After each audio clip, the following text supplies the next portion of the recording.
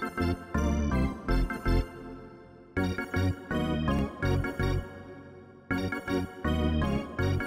we're excited to welcome to Let's Get To a lot of the personalities that are going to be guiding you through what we are all hoping and praying is a more normal 2021 season. But I want to go around the horn, as they say, and introduce some of the folks that are going to be on the show this year and talk a little bit about what's new with them and what we can expect from their segment. And we're going to begin with one of the most popular segment hosts. People on YouTube seem to love him, and that is Andrew Nelson. Andrew, how's it going, man? Well, my face is burning right now.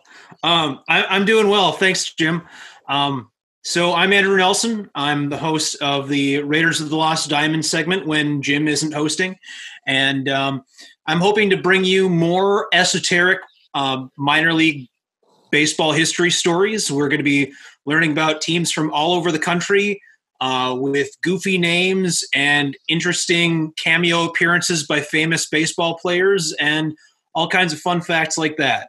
It's definitely one of my favorite subjects. In fact, I think last year we were supposed to alternate, and it just became your segment, and I largely think that it will just be your segment this year going forward. Now, we also are back with, again, one of the most popular hosts that we have, particularly within our own community, and that's Jess Canaster. Andy Tom Chesson at one point said he could hear Jess talk about baseball all day long. Jess, I know that you're back with Minor League Mind. Let's talk a little bit about that and maybe some exciting news. There is some exciting news. I do want to say, though, I can talk all day about baseball, and all you have to do is ask me one question. It doesn't even have to be a real conversation, just one thing. And, I'm a boulder at the top of the hill, and it's a really big hill. The Minor League Mind. Is it this reference on the show? Whatever reference it wasn't purposeful, that's for sure. Okay, there we go. Minor League Mind obviously predicates the person who speaks about minor league baseball maybe having an idea of what it's like to be in minor league baseball. I've worked in minor league baseball for a few years. I was an intern at the time that I first was on the show. Then season 2, I had a full-time job in Lancaster. Various parties decided that wasn't going to last more than a couple months. That's last year. So the exciting news and what you can expect out of me is when I'm recording, I will be 3 hours further ahead in time than I currently am. Accepted a job recently with the Harrisburg Senators, who are in the, as my wife points out daily, multiple times a day, the AA Northeast Southwest. For the time being, which I have my money on. It's going to be the Dunkin' Donuts League, personally, because I looked up nearby donut shops, and there are 20 donut shops in the Harrisburg area within about a 7-mile radius, which I live in California for the time being, where we have In-N-Outs almost that popular, and maybe one Dunkin'. So it's I'm holding out hope it's a Dunkin' Donuts League, and then we just get free donuts every day. And definitely looking forward to the trip. Now we're going to go to Scott Mcintyre, who did not grow hair in the offseason. He just got weird, which I think is fitting your new segment that you're starting this season. I'm getting the spirit of the Tiger Kings that we had down in Sugar Land last year, so I got my blonde hair. I didn't grow out enough of this. That she's obsessed with me. No, so this year we're making a switch. First of all, it's great to be back. Jess, absolutely congratulations on Harrisburg. Jim, the cap will be awesome. If you want to throw in donuts too, I won't mind that. But we're making a change a little bit this year where we're not going to talk so much about the major leagues, because let's face it, there's plenty of people talking about the major leagues. They can go watch that on ESPN or ML. They got their whole network for that. Let's be honest. So we're going to take it in a little bit of a different direction that Jim and I usually wind up in anyway whenever we're talking about this, with a segment called the Mcintyre Mule. Now, the Mcintyre Mule gets its name from a drink found at the Austin Revolution Film Festival that I got everybody drunk on with St. Louis's own 360 vodka.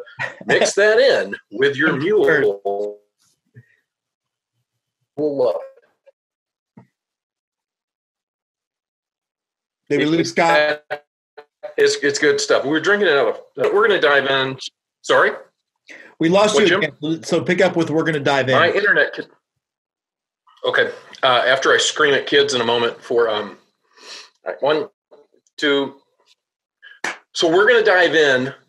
We're going to dive into to the unseen parts of baseball, the weird little parts, something that may pop up somewhere that we just want to talk about. And it's going to be obscure, maybe. It may be something that's in the news, but it's going to be, if you like the main event that Kenny Mayne does on his segments on that other network, then you may enjoy this. We're going to give it our best shot. Let's see what happens. And it's me. I didn't want to fool anyone. It's just me. Thank goodness. I am Iron Man. All right, Tim, and then you're going to wrap us up with.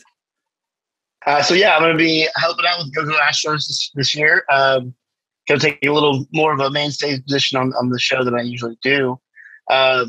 Excited to get a part of it and kind of give my feeling about the hometown nine and how they're doing. I feel like Andy maybe just a little bit hurt about George Springer leaving, so I'll pick it slack up for him. Also, it's there's gonna be a lot of different things happening this year, and really the outreach to our community is going to be a big focus for us. And we want to hear from you guys as well. So I'm excited about everything that's coming. But no, what we wanted to do tonight, we are recording this almost a week before it drops. Pitchers and catchers did arrive today, and we thought we would kind of go through some of our movie choices. One second, Jimmy. Yeah. Sorry. Pitchers and catchers. Pitchers and catchers. There appears to be some semblance of a baseball season happening. Oh, not that there's anything wrong with that. You got going? Yeah, I got a spring training cap from Baseballism. Nice. Wore for the occasion. That's pretty awesome. And then I guess tomorrow, of course, it'll be out, the full week before we get to talk about it. But tomorrow, apparently, the rest of hopefully the American Association and the affiliated minor league baseball schedules can be out so I can continue to plan my trips. So, but what we wanted to do was help you guys bridge the gap. And we essentially drafted 3 baseball movies each to kind of discuss why people should watch them. And I'm just going to we're going to go rapid fire and just give a few minutes on why you think this movie will help kind of feed your baseball soul. Because I think baseball movies baseball makes by far the best movies. Like baseball and boxing. Football movies are not always great. So beginning, we'll go with Jess Canaster. Jess, what was one of your first choices that you had made? I'd say let's start at the top. Major League was one of my movies, and just to kind of summarize all together, watching baseball movies as an adult who is involved in baseball, especially someone as myself who works in baseball, boy, are the details so much more prevalent when you watch these movies. Things that you didn't notice before, like one of my other movies, Rookie of the Year was another one. And in the opening sequence, when they're at their first Cubs game, the pitcher has a batting glove in his back pocket. Wow. Yeah. So, and it's just those little things that pop out. But no, starting with Major League, which I think, I obviously didn't watch all of these movies that the rest of the panel did, but Major League, by comparison, boy, did it hit on accuracy. Besides the fact that they filmed the majority of that movie with Cleveland Stadium instead being in Milwaukee. But boy, did they do a really good job of getting shots of Cleveland. When they go on the road, they're actually at Yankee Stadium. It's not something else. It's not somewhere else. The attention to detail with that is so fine. And I think there's certainly quotable. My wife knows me better now because she sat and watched Major League with me. And, of course, the Bob Uecker line, Harry Doyle line, just a bit outside. That's going to be in our house for a while now. How are they laying off pitches this close? Ball 4, ball 8, ball 12. But a bit outside. I do have to say, I'm pretty sure, and I'm just a little bit too young to know for 100% certain, but I'm pretty sure that the movie Major League introduced warm-up songs for closers. I do believe it does, and it's funny. Yeah, I think so. Yeah, I mean, because I know like Billy Wagner had Enter Sandman, I think. Favorite baseball moment. Mitch Williams started coming into Wild Thing after that movie. After that, yeah. And that led to my interaction with Barry Bonds, which will be discussed on a different episode. And the last one I have to mention in terms of closers with that is Trevor Hoffman came into Hell's Bells. Hell's Bells, yeah. So, so Major League I think is kind of quintessential because it really, so much of it is entertainment, but at the same time, so much of it I think it really is rooted in real life because you have an owner who wants to be cheap. That exists. All right. Speaking of which, Scott, what was your first film? Oh, for me, man, look, as scary as it sounds, I'm the elder statesman here. So I remember The Sandlot is my first film because I grew up in The Sandlot. I really did. Right behind my house was a 50-yard field. It was 50 yards deep. It was 60, 70 yards wide. Because I was a pitcher at the time, my dad built a backstop back there so I could practice every day. But we kids used that backstop, and we knew that it was 195 feet to the right field fence, and it was 250 to the left field fence, and it was dead straight away at like 340. And you get out there with the tennis ball and a broomstick, and man, let me tell you, we had a ball back there. I mean, I'm throwing out to Jimmy Rankin and Chris Robinson and Phil Van Hoosen, Jeff Kelly, and Mark Koppick, who pitched for the University of Arkansas. A lot of talent on that field. I remember that. So when you talk about Benny the Jet Rodriguez, man, I grew that. I lived that. I grew up in that. There was a dog on the other side of the right field fence, and if you hit the ball over, it wasn't a big dog. It wasn't a beast, but it was a gnarly little schnauzer that I kicked the shit out of a couple of times. But anyway, I didn't want to get bit. I'd like to point out that Let's Get To does not promote animal abuse. No. Yeah, I was a kid. It was a gentle, loving kick. No dogs were harmed, and neither was my leg. So The Sandlot is that because, honest to God, when I watch The Sandlot, that just takes me back. It takes me back to how I grew up and how I spent my summer afternoons. Even when I had broken my arm and was in a cast and couldn't play real ball, I could throw the tennis ball left-handed and I could swing one-handed with a broomstick. Man, I love The Sandlot, and we all had our Wendy Peppercorn too. Let's be honest. Speaking of my Wendy Peppercorn, Timothy, what about you?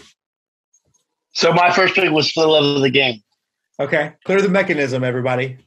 So you never play darts ever again after watching that movie the same way. Anyways, it's an amazing movie. I think it's a movie that I feel like people who aren't close to the game really get to understand what a perfect game really means. That's totally conveyed in that film. Yeah. The idea of a perfect game. And then, there's a cool love story behind it and whatever, but that whole idea of playing a mechanism. Yeah, absolutely. It's Kevin Costner in a baseball film. Exactly. Sorry. It might be easy. I'm going to use that transition to go to my first one, which is Field of Dreams. The Field of Dreams for me, as I've gotten older, has climbed up my list. It was always top 3. We've done this list on the show every year we've had the show.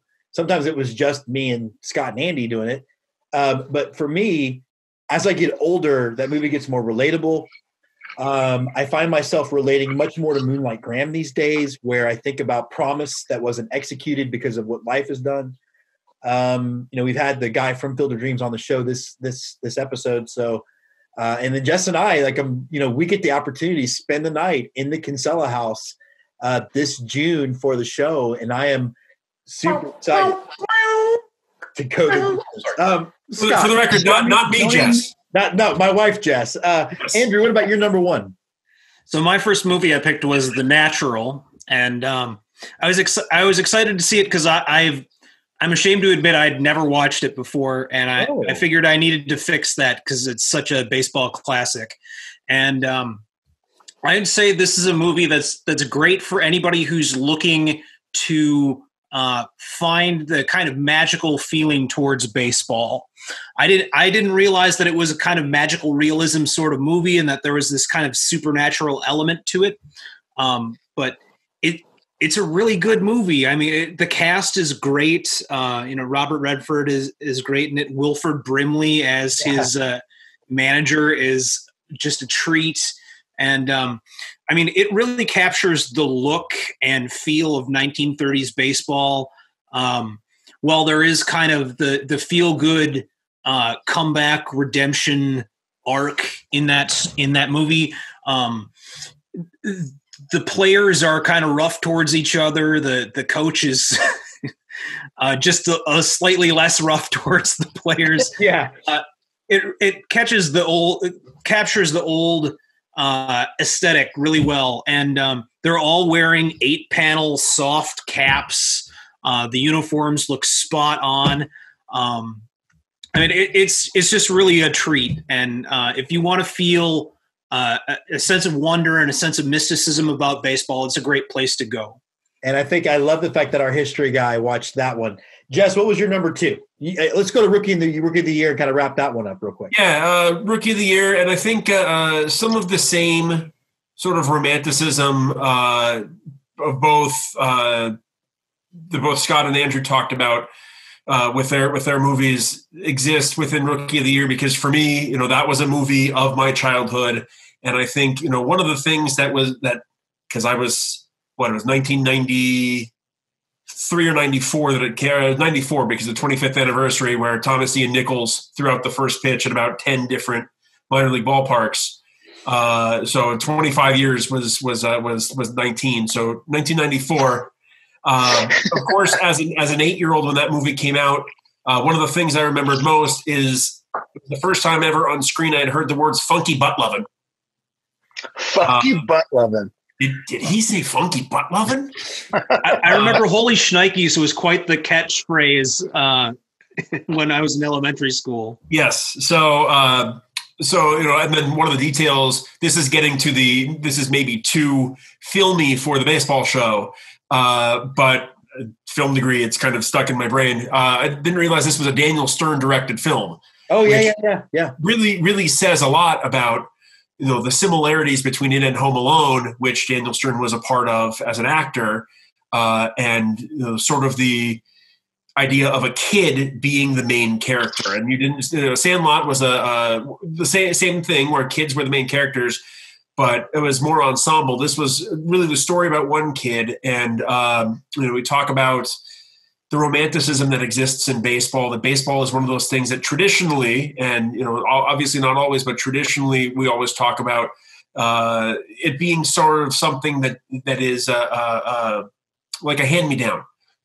Kids always talk about how they learn the game, and it's usually sons learning the game from their fathers. And this movie really crushes that, because underneath all of the 12-year-old starring for the Cubs because he broke his arm by slipping on a baseball, being a terrible outfielder and trying to impress a girl, that it's a kid who is trying to figure out who he is, being forced to grow up really quickly, baseball being the vehicle for that. But then at the end of the film, and I apologize, spoiler alert for anybody who hasn't seen this 27-minute movie, he learns that he knew that his father wasn't actually a pitcher, and therefore he didn't learn baseball from his dad. He just always kind of knew it. But at the end of the movie, when he pulls the tape off his glove, when he's on the mound before he throws the final pitch, and he sees that it's his mother's name on the glove, he's learned baseball from his mom. And that kind of helps dispel the idea that it has to be. And it could all be summed up in float it. All right. Andrew Nelson, you're number 2.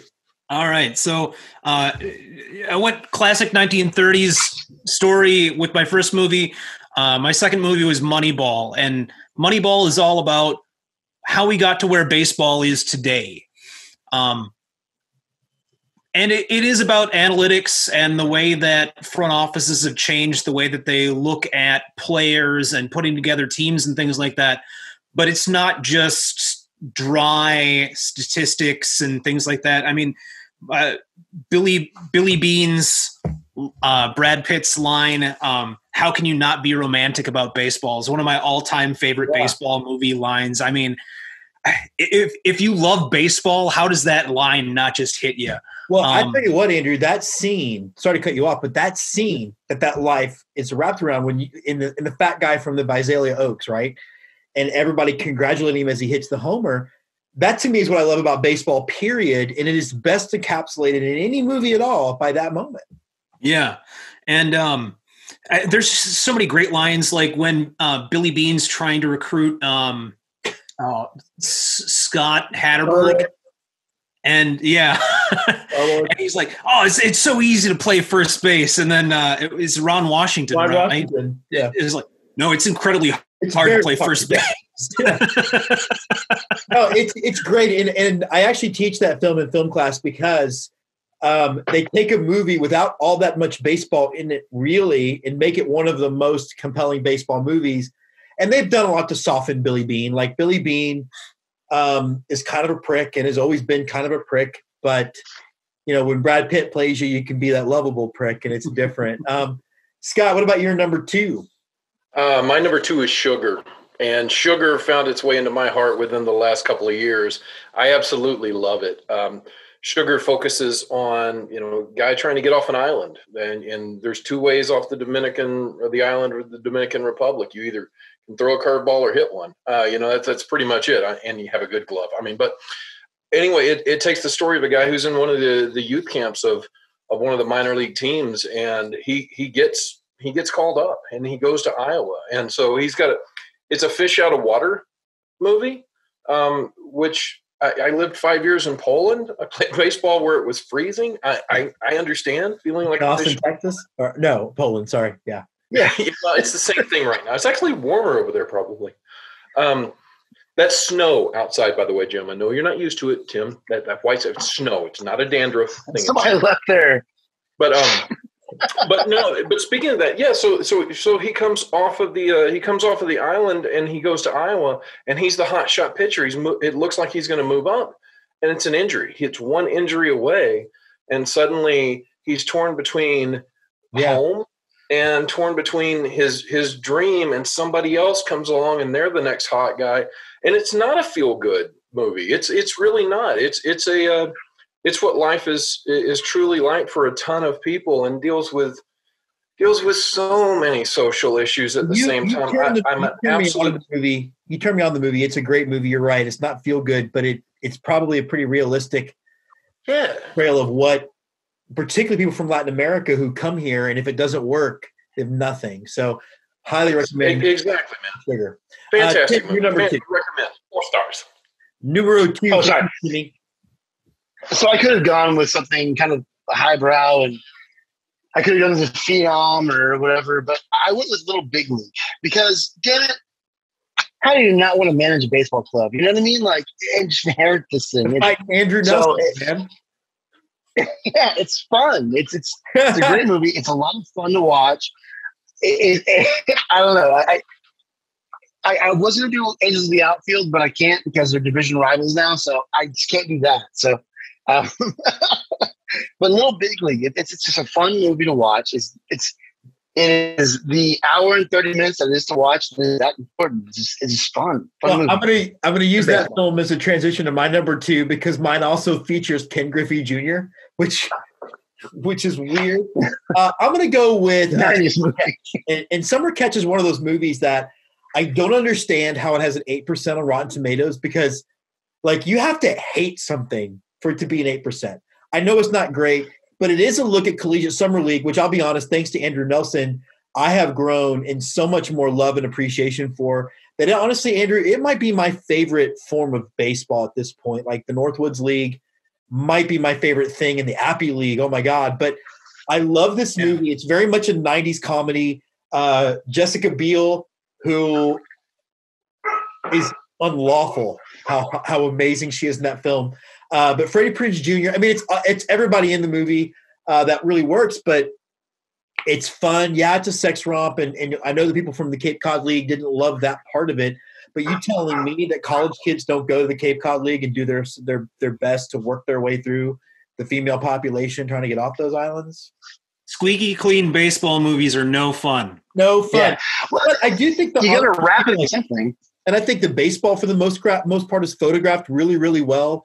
And I think all of us can appreciate the story of a guy that can't get out of his own way, which is what Freddie Prinze is playing. So I went with 61. So it's, I mean, like, and we'll get Astros fans. We'll give our dislike to the Yankees, but man, there's history. And Billy Crystal is directing that film, and it's a little piece of his life that he just perfectly portrayed. Before you jump into that, you've got Billy Crystal directing a movie. Daniel Stearns directed a movie. They appeared in a movie together in City Slickers. Explosion of mind. Whoa!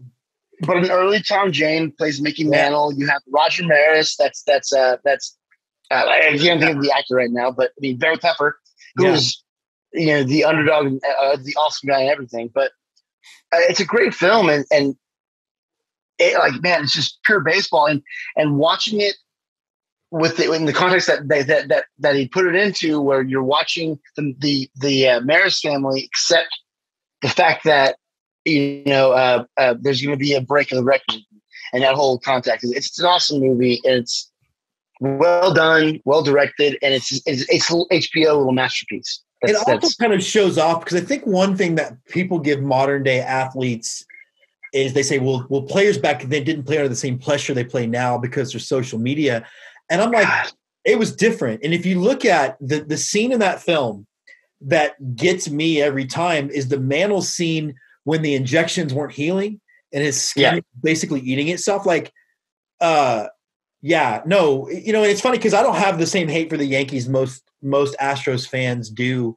I definitely get why there's the rivalry thing there. But for me, I look at it the same way. Like, I get why the people hate the Cowboys, so I sort of give them a bit of a pass. But you're right, man. That movie is so well done. You see just how that whole race and the pressure of that really destroyed both those men, frankly. And the way they depicted it, it's because now a lot of people can hide behind a comment on Twitter. Like, these people were getting Roger Maris is getting shit thrown at them, or stuff thrown at them, and you know what I mean. Like, you got to think back then too. I mean, guys are getting you're getting death threats through the mail, and you don't know where it came from. Now, if something like that gets sent, I mean, you're probably getting a knock at the front door. They're tracing you back through the internet. Sure, it's a great point. Yeah. The way they, and really it was before all this Twitter stuff that's happening, and the way they kind of depicted that was really cool too, and the whole social aspect of everything.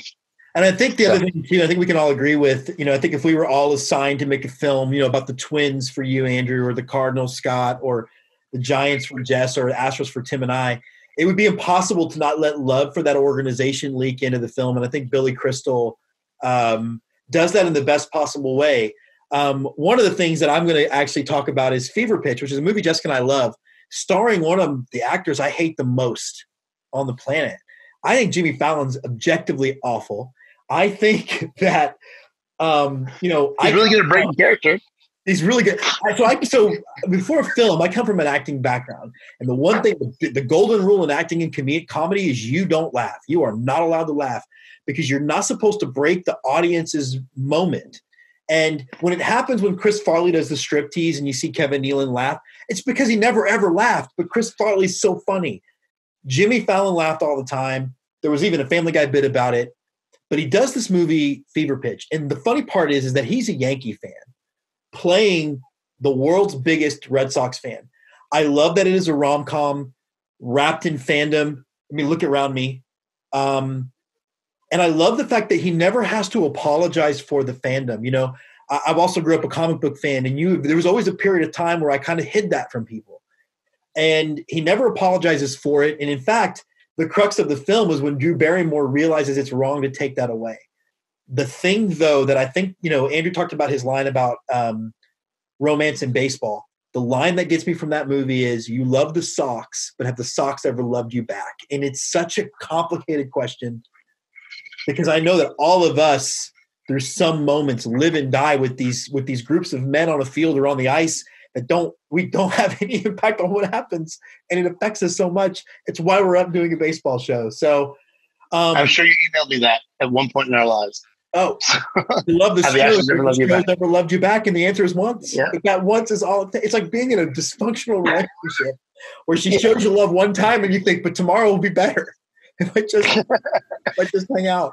And then he goes on that speech about how they are there all the time, and it's like, you're old enough to remember 1994, man. They're not there all the time. Well, that's true, right? And you know, and it's funny because I know the pitcher on the mound during the Buckner game, like that inning. I know him; he works with me, and so to watch that scene and just be like guts ripped out, and you know, it does explain, I think, a lot about how like we are at the mercy of 25 guys over 162 when literally anything can happen. And I think it's why we do the show. It's why I'm so glad to have you guys this season.